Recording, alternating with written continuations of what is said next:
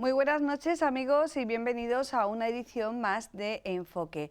En plena celebración de la capitalidad gastronómica de la ciudad de Toledo, la Universidad de Castilla-La Mancha, por medio de su Facultad de Humanidades, ha querido sumarse a esta celebración haciendo lo que mejor sabe y para lo que prepara a muchos universitarios, acercando el conocimiento, el saber, la ciencia y la investigación al gran público. Por eso hace unas semanas se celebraba en Toledo el curso de verano Cocina, Bodega y Mesa, una aproximación a la historia de la alimentación en España. Nosotros hemos querido poner mesa y mantel a algunos de los ponentes que estuvieron en Toledo en aquellos días y hoy están con nosotros en Enfoque. Vemos nuestro vídeo.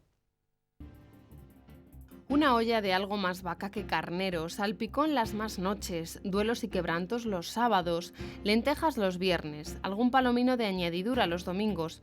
Consumían las tres partes de su hacienda. Lo reconocen, ¿verdad? Era la dieta de Alonso Quijano, que aparece en las primeras líneas del Quijote y que hace de esta novela, además de una de las más importantes de la literatura universal, un auténtico tratado de cocina manchega del siglo XVII. En plena celebración de la capitalidad gastronómica, la Universidad Regional se ha querido unir a este evento con la organización del curso Cocina, Bodega y Mesa, una aproximación a la historia de la alimentación en España, que busca indagar en lo que fueron las mesas y los alimentos que las llenaron desde los inicios del hombre. La cerveza, la sal, el vino o el origen de la cultura del aceite de oliva serán protagonistas en este ciclo de conferencias que busca establecer la evolución de las necesidades y costumbres culinarias. Entre los expertos invitados que acudieron a la cita toledana estuvieron Germán Delibes, que habló de la sal y la cerveza, Juan Pereira, que disertó sobre castañas y bellotas, o Ricardo Izquierdo, que desarrolló su ponencia sobre la alimentación en el Toledo medieval. El curso de verano Cocina, Bodega y Mesa, una aproximación a la historia de la alimentación en España, incluyó también una visita al obrador del monasterio de San Clemente, donde la tradición sitúa el origen del mazapán toledano, y una exposición organizada en el vestíbulo de la Facultad de Humanidades en colaboración con el Centro de Estudios de Castilla-La Mancha. Mediante una serie de reproducciones fotográficas, la muestra realiza un recorrido que arranca en la Edad de los Metales, con dos recreaciones artísticas con bases arqueológicas y que concluye en el siglo XX. Los distintos paneles reflejan la importancia del aceite y su comercio en la antigüedad y recogen distintas imágenes de las mesas judías, cristianas y musulmanas procedentes de manuscritos medievales iluminados. También hay reproducciones de portadas de libros impresos, destacando el Tratado de la Cocina de Ruperto de Nola, publicado en Toledo en 1525, y de grabados de los siglos XVII, como el refectorio de la abadía de Port-Royal y el siglo XVIII, la Cena de Pascua. De los siglos XIX y XX datan algunas imágenes de familias pobres, soldados en el campo de batalla y banquetes de homenaje y bodas, y de época más reciente, la publicidad con referencias al Quijote, unas hojas de un menú y una cromolitografía. Hoy en Enfoque ponemos mesa y mantel para recibir a nuestros expertos y conversar alrededor de la cocina y el alimento que han acompañado la historia del hombre.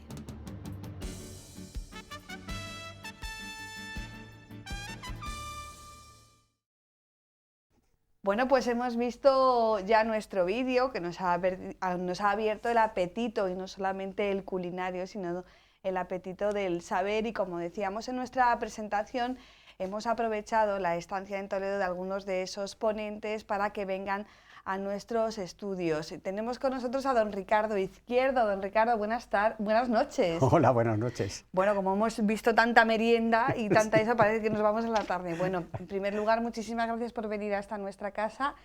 Yo le iba a presentar como decano de Humanidades porque lo ha sido durante 12 años, nos va a costar quitarle el título. Bueno, doctor en Historia Medieval, eso sí, ¿no?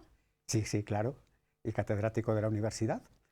Que no es poco. Efectivamente, ha sido 12 años de decano, y lo cual ha sido un placer para mí, evidentemente, pero como todo tiene su final, pues ha llegado y ahora pasó ya a esa condición de ex decano en ese caso, ¿no? Tenemos con nosotros también a Marian Gracia. Ella es doctoranda de la Universidad de Granada y está en estos momentos desarrollando su labor de doctoranda de investigación en la Escuela de Estudios Árabes del CSIC de Granada. María, muchísimas gracias por estar aquí. Buenas noches. Buenas noches, muchísimas gracias a vosotros. Por ampliar tu estancia en Toledo haciendo haciendo partícipe en este programa de televisión. Lo tuyo es la filología, aunque no sé por qué te has ido a la botánica, ya nos lo explicarás, ¿no? Sí, lo mío es la filología, lo que pasa que como si uno busca la definición de filología, dice que el conocer las culturas a través de los textos. Y entonces, claro, la botánica también forma parte de esa cultura y ese conocimiento. Bueno, luego hablaremos de ello porque has estado en Toledo pronunciando una conferencia sobre la alimentación en Al-Ándalus, ¿no? Así es, sí. Bueno, pues hablaremos de ello y tenemos también con nosotros a don Juan Pereira. Buenas noches. Buenas noches, Ana. Creo que es la primera vez que le toca a usted plató aquí, ¿no? Sí, sí, es la primera vez. Don Ricardo sí que ha estado en otra ocasión. Sí, yo creo que he estado hace años en otro...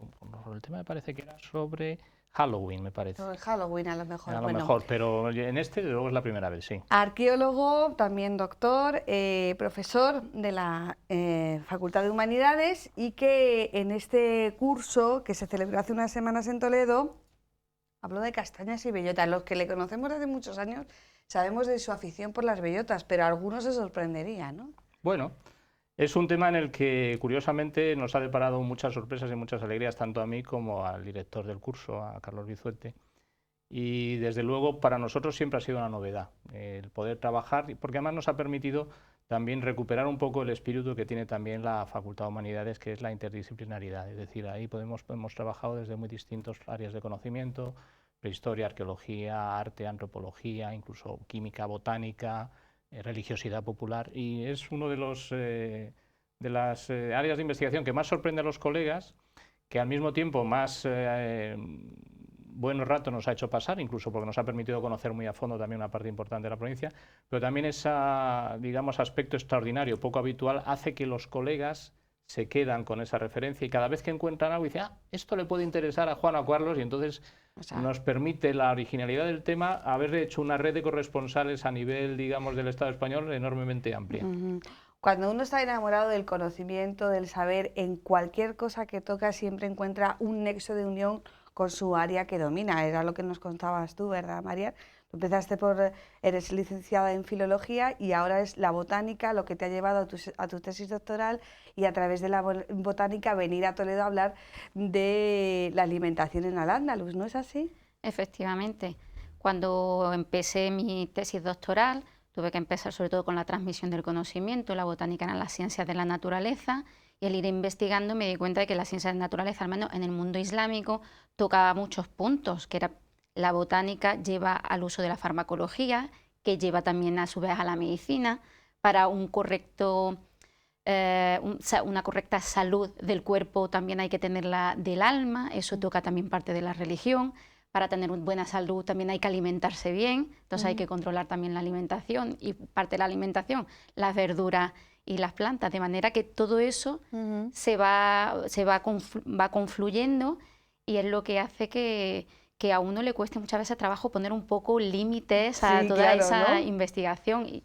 Bueno, que se lo diga también a Ricardo Izquierdo, doctor en Historia Medieval, que en este curso vino a hablar de la alimentación en el Toledo medieval. Realmente hay una máxima que dice, somos lo que comemos. ¿Somos lo que comemos, Ricardo?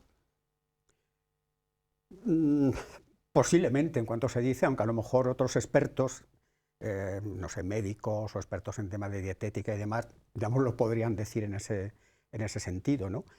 Es verdad que posiblemente no solamente en el aspecto físico, diríamos, del cuerpo, que repercute lógicamente lo que se come, ¿no? Sino también, claro, mentalmente, pues tiende a repercutir, evidentemente. Siempre el que está bien comido, bien saciado, por así decir, pues puede tener un espíritu mucho más alegre, lógicamente, que aquel que pasa hambre, evidentemente, ¿no?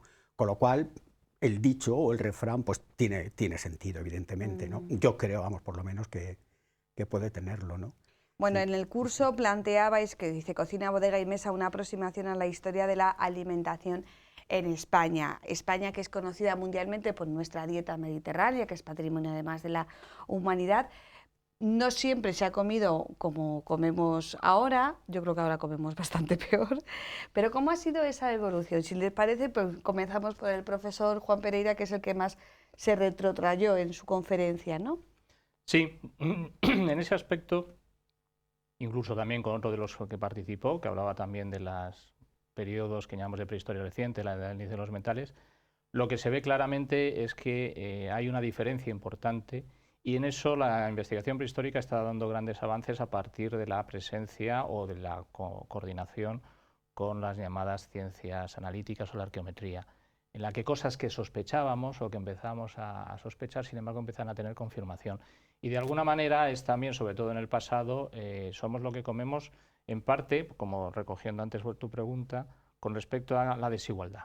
Existen desigualdades, claro, porque también existe desigualdad en la comida. Entonces podemos hablar perfectamente en el pasado que se nota de manera muy clara las desigualdades entre los que comen bien y los que acertaban no ya a comer, sino a sobrevivir. E incluso vemos cómo determinados procedimientos, determinadas estrategias de control de los alimentos o de elementos básicos en la alimentación, vemos que casi siempre el mismo procedimiento se ha seguido. Por ejemplo, recuerdo en su momento, cuando el profesor Delibes nos hablaba de la sal en la Edad de los Metales, se llamaba como que en la misma Villa Fáfila, que es el yacimiento que él está trabajando desde hace unos años, la sal, que ya en la Edad de los Metales era un lugar de explotación sistemática y organizada, probablemente por la cúpula de las sociedades de campaniformes de la época, como en época medieval también esa misma sal se sigue explotando y quienes van a ejercer el monopolio. La Iglesia, los nobles, los reyes, se van a quedar con el monopolio de, como él decía, la única roca que se come, que es comestible, que es la sal, y la única roca que además necesitamos como mínimo 3 gramos diarios de consumo. Y luego señalaba, cuando él acabó su conferencia, señalaba cómo ese mismo producto, esa misma estrategia de dominación se establece en las colonizaciones. Por ejemplo, los ingleses en la India ejercen el monopolio sobre la sal, y uno de los elementos que va a tener Gandhi para, digamos, protestar contra ese monopolio, con ese control, va a ser la famosa marcha de la sal, para protestar de por qué los ingleses controlaban incluso hasta uno de los productos más baratos, pero básicos en un clima subtropical como es la sal. Entonces, ya desde la antigüedad vemos claramente, y a partir de las analíticas tanto de ese tipo como, por ejemplo, de los forenses, cuando estudian los restos que aparecen en las tumbas, que vemos gente que está bien alimentada, gente que está mal alimentada, y claramente incluso hay una cierta correspondencia en que el bien alimentado va a ser el que generalmente tiene mejor tipo de estructura funeraria o ajuar funerario más rico, con lo cual ya la comida nos está diciendo claramente y se va a convertir en un elemento básico de diferenciación social, los que pueden alimentarse bien, los que van a sobrevivir, e incluso, no olvidemos, yo siempre se lo repito a mis alumnos, que comer ha sido siempre el elemento básico para la supervivencia, pero prácticamente el hambre ha sido una obsesión de la humanidad hasta hace relativamente bien poco para un sector importante del planeta. Yo siempre les digo a mis alumnos que ellos no tienen hambre, lo más que pueden haber experimentado es apetito, sí que es digamos verdad. gula. Pero hambre, tienen que hablar con sus abuelos para que sus abuelos les expliquen que el hambre tiene una característica que le identifica perfectamente, y es que el hambre duele. El hambre duele físicamente y psicológicamente, y de hecho el hambre aparece en los 4 jinetes del Apocalipsis como una de las digamos, amenazas permanentes de la humanidad. Yo siempre me acuerdo cuando iba al pueblo de mi madre, en Los Monegros, sitio duro, climatología dura, casi toledana, podríamos decir, clima continental fuerte, donde la guerra y la posguerra son elementos que todavía estaban impresos en la tradición. La obsesión que tenían las abuelas, las tías, salías a ver a cualquier primo, claro, llegabas con la familia y tenías que salir de visita y automáticamente tenías que llevarte un bocadillo. Decías, ¿por qué me voy a llevar un bocadillo si acabo de comer hace 2 horas? Pero es que llegabas a la casa de la tía tal y lo primero que decías, ¿quieres tomar algo? O sea, era el elemento básico inicial de la hospitalidad era asegurar que el visitante, en este caso el que venía de Madrid a visitar a su familia en el pueblo, estuviera siempre asegurado de que no le iba a faltar de comer. Es decir, algo grabado culturalmente, como que el hambre es algo que puede ocurrir de repente y que naturalmente hay que intentar solucionar. Sí, eso está todavía presente, como tú dices, en nuestros abuelos o en las generaciones, un poquito, las generaciones que vivieron la guerra o la posguerra, ¿no? Decías tú el poder de la sal. Los romanos eran tan conscientes del poder de la sal que inventaron el salario, ¿no? Que a lo mejor es una terminología que la gente no etimológicamente desconoce, pero pagaban en sal, ¿verdad, Ricardo? Sí, era una manera de, digamos, de compensar económicamente la participación en el ejército, ¿no? De ahí viene, efectivamente, la palabra salario, sí. Germán Delibes, hijo del gran Miguel Delibes, habló también de la cerveza. De la cerveza, sí. Que es antigua, bastante, sí, muy ¿no? antigua, muy antigua. Hombre, ¿no sería como la de ahora? ¿Era como la de ahora, la cerveza? Se hacía a partir de cereal, de un malteado, efectivamente. Lo que pasa es que no sabemos las capacidades que tienen, pero sí señaló una serie de elementos curiosos. Yo, desde luego, con la cerveza siempre me sorprendió, una de mis primeras lecturas, que probablemente debió contribuir también a mi interés por la arqueología, es Sinué el egipcio, en el cual se ve que habitualmente, estamos hablando de un 1500, 1600 a.C., en la época del faraón Akenatón y luego de Tutankamón, el que le va a suceder, que la cerveza es el elemento habitual que aparece en las tabernas. Luego es un producto consumido desde época, en principio, para un primer estudiante como antigua, pero luego lo que sí hemos descubierto a partir de los últimos trabajos de análisis que se han hecho en distintos recipientes, tanto en la provincia de Toledo como de otros lugares, es la presencia de determinados restos químicos que están vinculados con la fermentación alcohólica a partir de hidratos de carbono, concretamente procedentes de cereales, de cebada y de trigo. Incluso se ha visto en algunas de las cosas que nos trajo el profesor Delibes la referencia a que incluso había mezclas, es decir, había cervezas que incluso se les añadía otro tipo de productos, como puede ser la hidromiel, o incluso algún tipo de sustancias vegetales que actuaban como psicoactivos, es decir, se intentaba en muchas ocasiones que esa cerveza, digamos, estuviera más cargada para llevar a lo que llamaríamos un estado alterado de consciencia, es decir, que era una cosa que se buscaba ritualmente, porque generalmente parece ser que el consumo de cerveza, en el caso del mundo campaniforme, está vinculado a los rituales funerarios, y entonces se pretende que los que forman parte del banquete funerario lleguen a un estado alterado que les permita de alguna manera conectar con la divinidad, conectar con un elemento más allá de la trascendencia de la vida cotidiana. Y parece que es muy claro, y las fechas que señalaban estaban hablando de un 3000, de un 3500, en la que aparecen las primeras evidencias de esos indicadores químicos que nos hablan de la presencia de un malteado fermentado convertido en bebida alcohólica. O sea, que teníamos la cerveza, la sal, pero ya más de nuestra tierra, aunque en Toledo también teníamos esos usos de cerveza, el vino y el aceite, que están presentes en nuestra cultura desde siglos A. Y cuando hablamos de este tipo de tradiciones, podemos llamarlo así, pues parece en ocasiones cuando con el profesor Vizuete, por cierto, que ha facilitado mucho la preparación de este programa y nosotros se lo queremos agradecer desde aquí, cuando hablamos, por ejemplo, de la procesión del Corpus, una tradición inalterada durante siglos, pues no, él siempre dice lo mismo, pues esto es alterado y mucho. En cuanto al vino y el aceite, su consumo, su forma de hacerlo, ¿se ha alterado mucho, Ricardo, María? En cuanto a la producción, por así decir, no lo sé. También se hablaba en una de las charlas, incluso el proceso que había de mezclar determinados productos con el vino para convertir el vino, que en origen es blanco, hacerlo tinto y demás. La utilización de yeso, que se ha hablado también.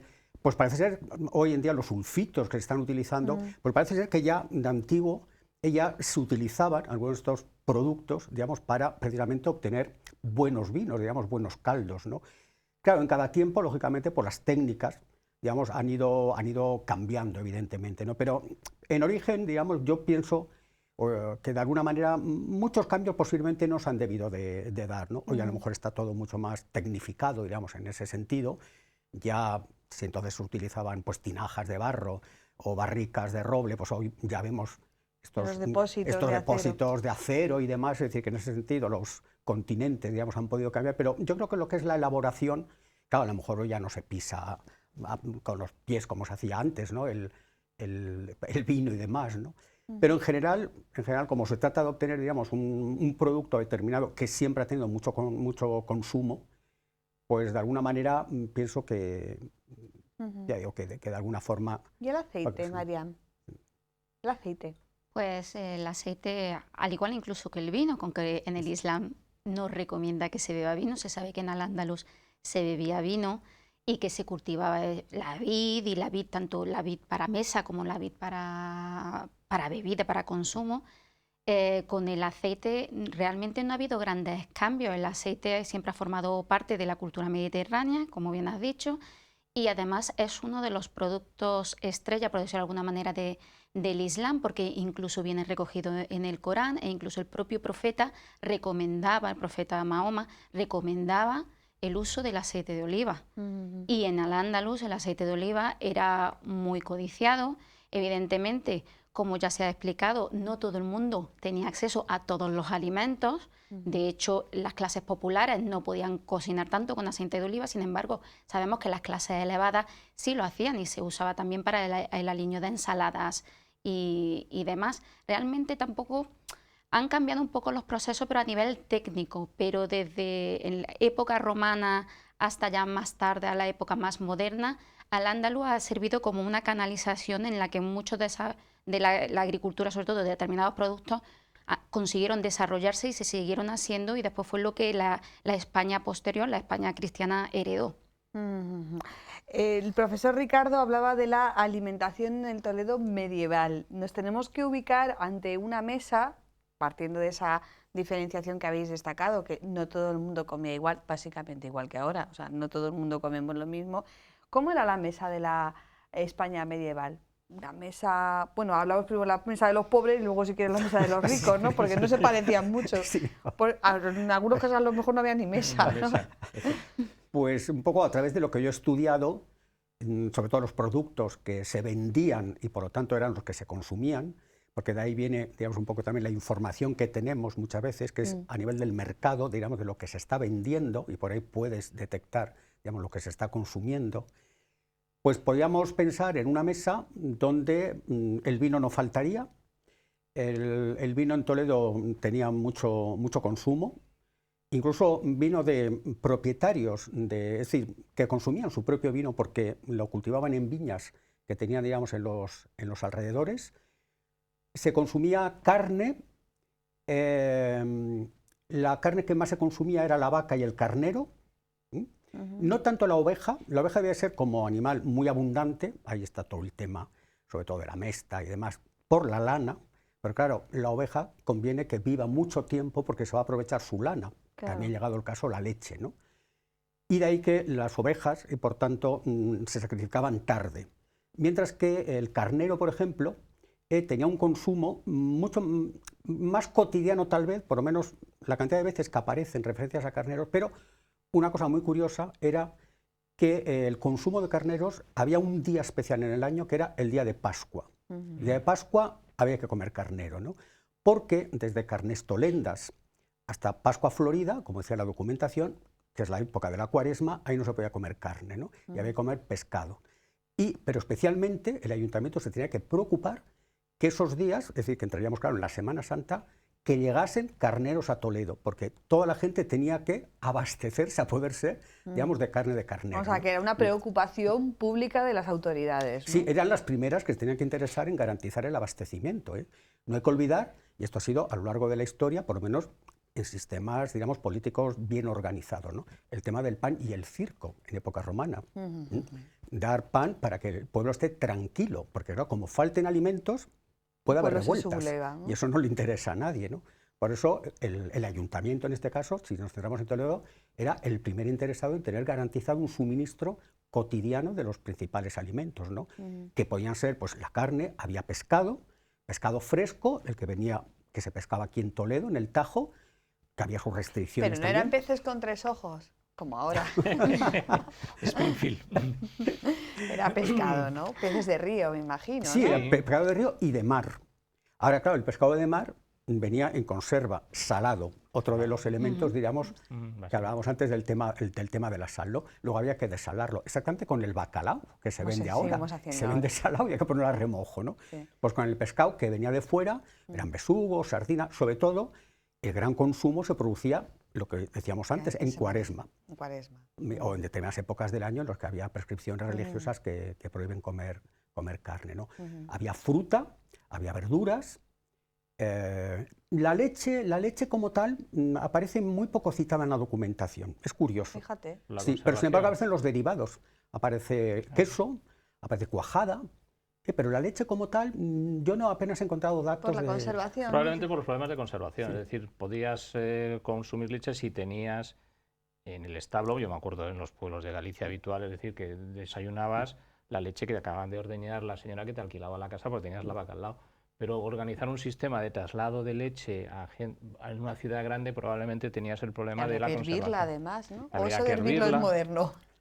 Probablemente no se conocería. Por el famoso, yo siempre digo, hay que rendir homenaje a lo largo de la historia de la alimentación a todos los que fallecieron en los ensayos y errores de prueba esto, cariño, pum, y dice, no, esta especie no funciona bien, habrá que cambiarla.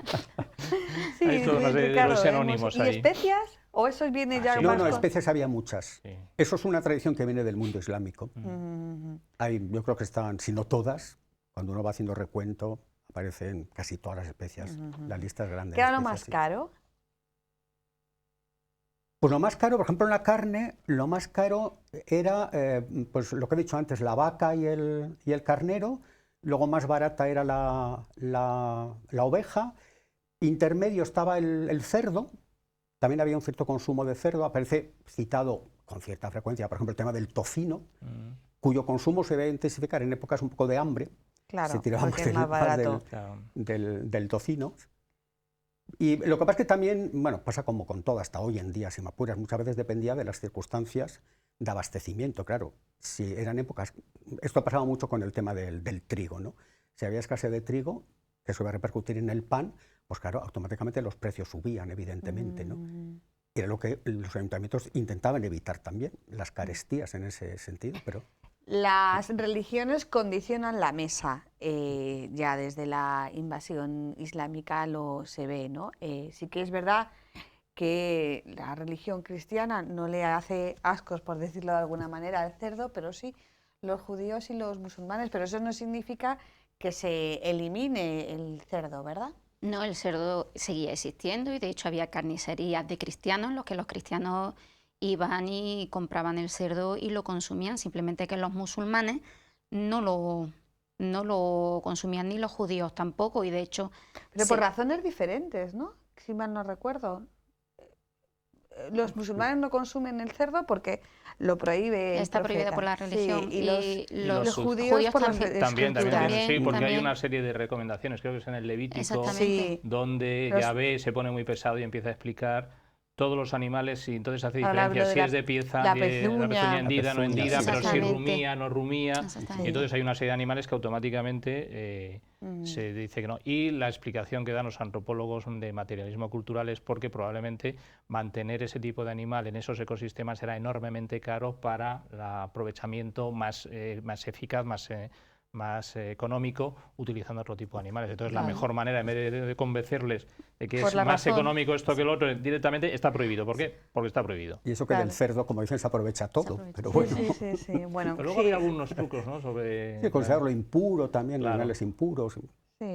sí, Marian, sí, estábamos hablando que había una convivencia, ¿no? En Exactamente, había una convivencia y había diferentes tipos de mesa, como bien has dicho. Evidentemente, yo cuando pensé en participar, aunque se llame alimentación en Al-Ándalus, me he centrado sobre todo, me centré en lo que es la mesa islámica, porque ya hubo otro ponente que habló de la mesa judía, Ricardo habla de la época medieval, y entonces me centré más en la mesa islámica y evidentemente cambian un poco. La llegada de los musulmanes lo que sí favoreció fue que con el desarrollo de la agricultura, el que hubiera más variedades de las especies que ya existían en la península y también la introducción de nuevas especies, sobre todo botánicas, que venían ya de Oriente. Eso hizo que ya la alimentación que existía en época visigoda pues se desarrolle. De hecho, las crónicas árabes decían que era unas comidas pues muy frugales, muy poco variadas y sin embargo a esa variedad se llegó a través de todo lo que los musulmanes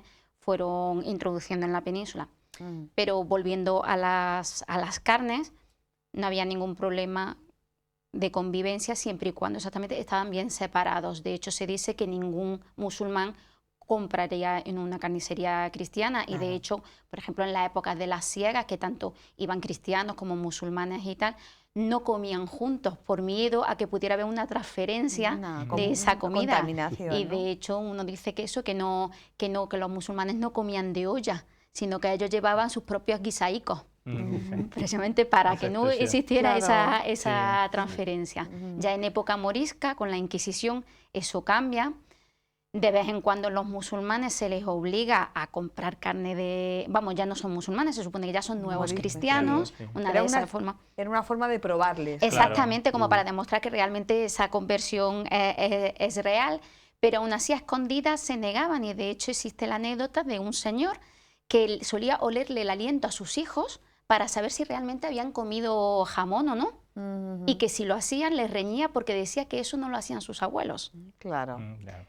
Y las bellotas y las castañas, esas eran de uso común, ¿no? Bueno, más las bellotas que las castañas. La verdad es que la cita de las castañas la incluyó el organizador y luego tuvimos alguna discusión sobre la misma porque en realidad las castañas llega ya fundamentalmente con el dominio romano y se coloca en un ecosistema muy característico que es el del norte y bueno, alguno que queda todavía, por ejemplo, en la provincia como es Sierra de San Vicente. Pero el trabajo más, mi intervención en su momento fue más derivado hacia el de las bellotas, que es en realidad el aprovechamiento vinculado al árbol característico del bosque mediterráneo que ocupa todo lo que sería la cuenca mediterránea, tanto en el área europea como en el área africana como en Oriente Medio.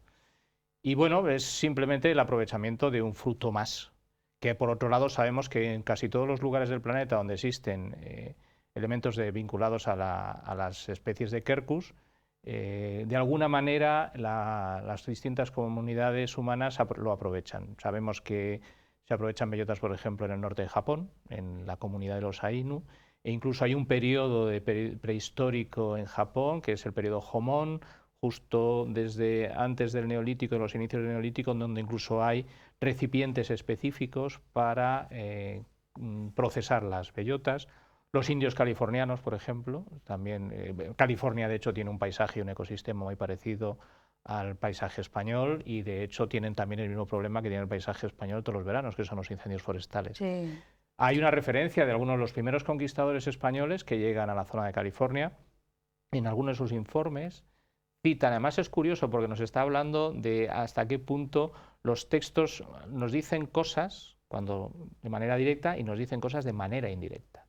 Ellos dicen algo así como, hemos comido con estos indios en sus rancherías y estos indios comen bellota amarga.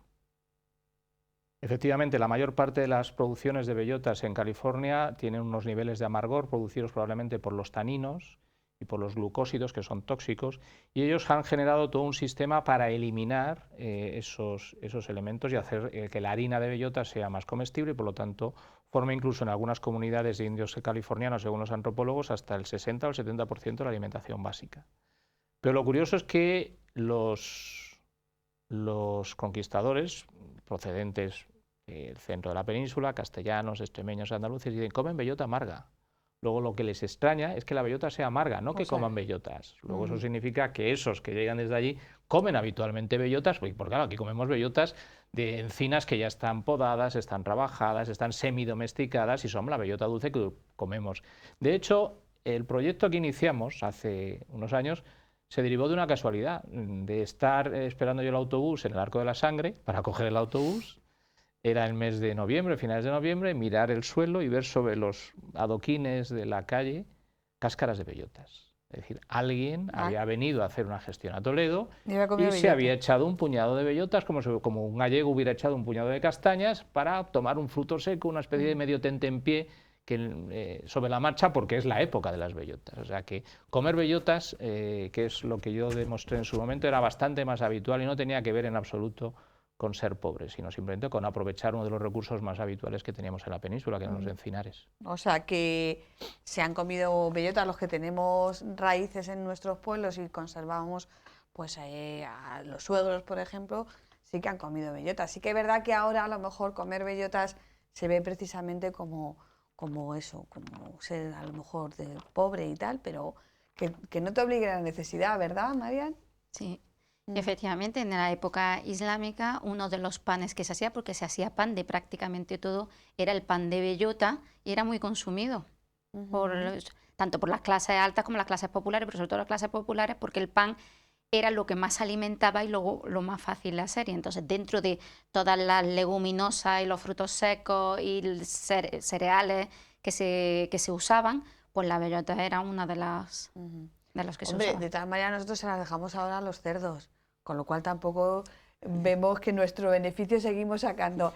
Ha mencionado Juan la llegada de América, la conquista de América, que supone un cambio radical en las mesas de España, yo diría de todo el continente europeo. A través de España, pues digamos que importamos costumbres a las mesas europeas, que tampoco comían excesivamente bien, comían lo que tocaba. ¿Cómo influye la llegada de América, la conquista de América y la llegada de esos productos como el tomate? Que ahora no nos planteamos la vida sin tomate o sin pimiento. Y las quejas son, ya los tomates ya no huelen como antes, como si el tomate fuera algo... Pues dice, pues en el siglo XV el tomate no estaba. ¿Sabes? No lo podemos imaginar. Dime, Ricardo.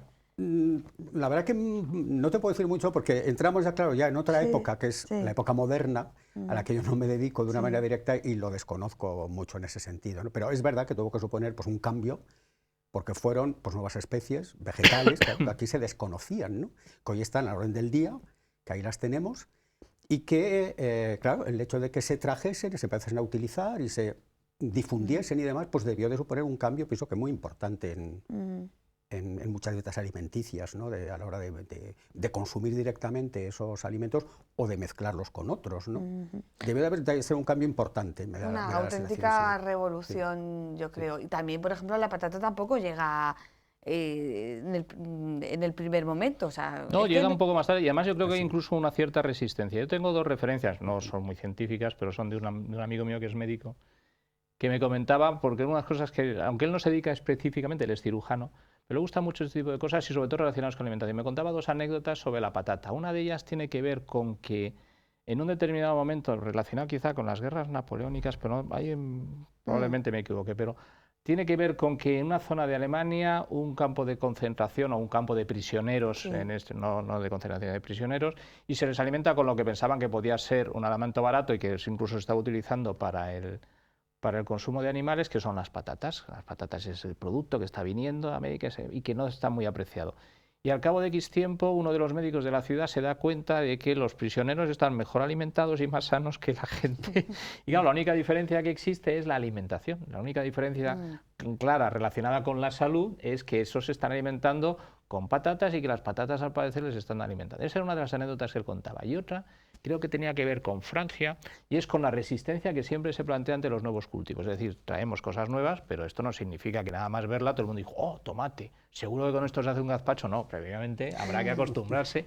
Alguien tendrá que ver las ventajas y los inconvenientes y demás. Y entonces la anécdota que él contaba era algo así como que determinado ministro francés, para conseguir que la gente consuma patatas, lo que hace es hacer un gran cercado y hacer una gran montaña de patatas, prohibir que alguien entre a consumir esas patatas y poner una especie de guardia vigilando esas patatas. Entonces, al principio, pues, como somos, si algo se prohíbe, inmediatamente eso tiene que ser. Entonces, al principio entraban los niños, luego la gente entraba con zurrones y al final la gente iba con carros a por las patatas. Porque, naturalmente, los vigilantes tenían la orden de hacerse los locos. Entonces, lo que sí vemos es que desde el descubrimiento de América hasta que comenzamos a encontrar en la documentación la existencia de campos dedicados a nuevos cultivos, estoy pensando en Galicia, por ejemplo, con el maíz, pasa tiempo, o sea, hay un cierto tiempo, pero a veces se producen cosas también curiosas. Por ejemplo, en el caso de Galicia, el maíz en gallego recibe el nombre del cereal al que sustituye. Es decir, el cereal que antes se cultivaba, junto con el trigo, el centeno, había otro tipo de cereal que procede de Oriente Medio, que es el mijo. En gallego, millo. El maíz en Galicia se le llama millo, es decir, que se produce no solo una sustitución de la especie, sino que incluso la nueva especie se apropia del nombre del cereal. Eso también va a llevar en ocasiones a otras circunstancias, se van a convertir en... Ya ese problema también había pasado en América, en determinadas culturas desaparecidas, como la cultura de Cahokia, de los grandes túmulos de las grandes llanuras, y es a veces la excesiva dependencia de un solo cereal, en este caso el maíz, que tiene una serie de nutrientes interesantes, pero tiene otra serie de elementos carenciales que hacen, por ejemplo, que hacia finales del 19, principios del 20, determinadas enfermedades vinculadas a vitaminosis, o con falta de elementos vinculados a, por ejemplo, a la función tiroidea, hace que el bocio, por un lado, o la pelagra, sean incluso endémicas en algunos lugares donde básicamente la dieta era casi exclusivamente a base de, en este caso, de maíz. Eso se puede comprobar también en algunas comunidades aquí en nuestra geografía española. Hay zonas donde es más habitual el bocio o alguna disfunción tiroidea precisamente por el tipo de agua que se consume. Decíamos que los musulmanes traen a España muchos alimentos, entre ellos, por ejemplo, a mí me gustaría destacar el uso de las especias y los dulces, aunque tendremos que hablar de los dulces en la época medieval con Ricardo. El uso de las especias ahora lo tomamos como ensalzador de sabores, como elemento que nos aporta un toque exótico, ¿no? A eso, pero no siempre fue así, también era un perfecto disimulador de una mala conservación, ¿verdad? Exactamente, eran conservantes y también disimulantes. De hecho, en los tratados de Hisba, que son los tratados que controlaban un poco el buen uso de los alimentos en los zocos, se habla de cómo se usaban esas especias precisamente para camuflar algunos alimentos pues, que ya no estaban bien conservados o incluso para engañar a la gente, darles un color, por ejemplo, algún tipo de sopa para que el que fuera a comprarla se creyera que tenía carne y por tanto costaba más dinero. Pero cierto es que el gusto por los colores y por los aromas siempre ha existido en el mundo islámico.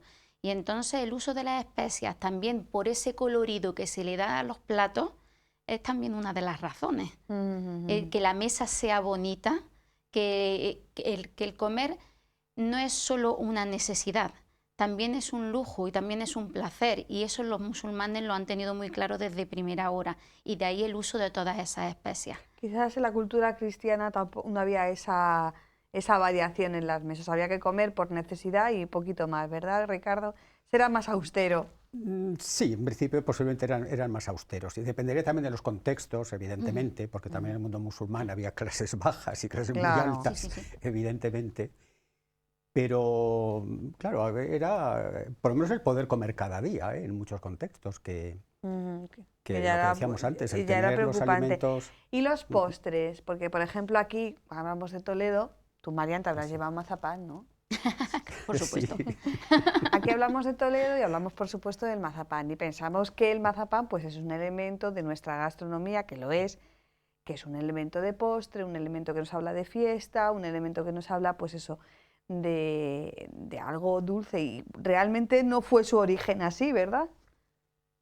No fue como fue buscando una necesidad, ¿no? Paliar una necesidad cuando se habla del mazapán. Yo creo que también hay una especie de leyenda en relación con el origen del mazapán, que yo, la verdad, no sé si se sabe exactamente cuándo y en qué condiciones aparece el mazapán, pero el mazapán es muy parecido a muchos de los dulces que proceden del mundo musulmán, donde se utiliza la almendra, donde se utiliza la miel, de tal manera que yo creo que es una derivación de un dulce que viene de época musulmana seguramente, y que en Toledo, por una serie de circunstancias, pues bueno, pues se siguió de alguna manera manteniendo, posiblemente a lo mejor añadiéndole algún elemento más, tal vez haciéndolo más dulces, porque yo he probado dulces muy parecidos en Marruecos, pero no tienen, digamos, no son tan dulces como puede ser el mazapán aquí, pero en realidad tiene pues, todos los ingredientes que puede tener un dulce de origen islámico en ese sentido, ¿no? Yo pienso que era un dulce que en época islámica se fabricaba en Toledo, se consumía en Toledo y que luego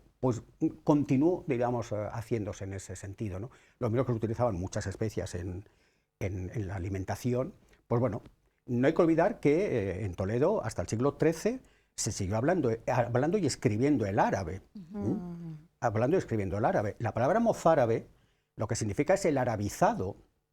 No significa el cristiano que vive en territorio musulmán. No, no, no. La palabra etimológicamente es arabizado. De tal manera que eso nos muestra cómo había personas completamente arabizadas, y arabizadas, excepto en la religión, claro, el mozárabe, en todas las costumbres. Es decir, se comportaban y comían exactamente igual que comían los musulmanes, ¿no? Luego, por otra parte, también arabizados, por lo menos lingüísticamente, estaban los judíos, que muchos sabían el árabe, de ahí el tema de la escuela de traductores, ¿no? Es decir, que hay en Toledo una prolongación, digamos, de varios siglos, donde lo islámico está muy presente todavía a muchos niveles, ¿no? Debe estar en la alimentación, y ahí es donde estaría el mazapán, digamos, que ahí aparece y ahí se va manteniendo, ¿no? Me da a mí la sensación. Pero qué bonitas son las leyendas, ¿verdad, Juan? Sí. Y si no son verdad, están muy bien dichas. Bueno, estamos llegando al final de este espacio, un curso, por lo que aquí vemos que ha sido muy interesante, con buena afluencia de público, ¿verdad? Hemos tenido, casi 40 inscritos. Y además de todo tipo de alumnos, de todos los cursos, la verdad es que y ha sido muy bien recibido, la verdad es que, y siempre además se ve, ¿no?, que lo notas, con la experiencia que tenemos ya de la organización de los seminarios y demás, ves cuando el curso no solo está sorprendiendo, sino también entreteniendo, y ves las caras de interés. Claro. Y yo creo que les hemos sorprendido. Pensaban los alumnos que la cosa iba a ser más aburrida, desde el punto de vista, digamos, de mucho más datos, y sin embargo ha habido, por la variedad de intervinientes, por la variedad de enfoques, y sobre todo que se pensaba que cada enfoque iba a ser solitario, y al revés, cada uno de los enfoques ha echado mano de todos los demás. Entonces han sido como distintas esferas muy interrelacionadas, y yo creo que al final es que el pozo que mejor hemos podido transmitir a los alumnos. Y en el que se le da una vuelta al concepto gastronomía, que ahora parece que todo tiene que ser gastronomía y tal. Hay algo más, ¿verdad, Sí. Ricardo? Sí, por supuesto, claro. Sí. Lo fundamental es que hay que comer, y hay que comer bien, y luego ya a partir de ahí, pues todas las florituras y todas las cartas de los restaurantes con tanto esto y tanto aquello, pues bueno, de vez en cuando, diríamos, viene bien, ¿no? Pero tener una buena dieta, comer bien, saludablemente, y beber también bien, lo necesario, yo pienso que eso, diríamos, es lo fundamental. Bueno, pues yo creo que sí, porque además, con lo que comentabais, ¿no? Todo es mucho más antiguo de lo que algunos nos quieren hacer vender, o todo es mucho más nuevo, en el caso del tomate, de la patata, de lo que creemos. A veces cuando pues tienes los mercadillos estos medievales y tal, te encuentras alguna no sincronía histórica, ¿no? Pero claro, tampoco te vas a poner a discutir si tenía que haber tomate o no tenía que haber tomate. María, muchísimas gracias por haber estado con nosotros. Muchísimas gracias a vosotros. Antes de comenzar este programa nos hablabas de tu tesis doctoral, de esas especies botánicas que también existían en la provincia de Toledo. Exactamente. Así que yo creo que vas a tener que venir un día a contárnoslo. Encantada. Y Ricardo, Juan, muchísimas gracias. Gracias a ti por la invitación. Por Gracias las a ti. horas que son, yo creo que ustedes ya habrán comido, o sea, perdón, cenado, Sí. pero bueno, hay una tradición muy buena que es la recena. La recena, sí, señor. Así que yo creo que con estas pistas gastronómicas, más que gastronómicas, culinarias, diría yo, que hemos dado, yo creo que seguro que se enfrentan a la cocina de otra manera. Nosotros volvemos la semana que viene. Buenas noches.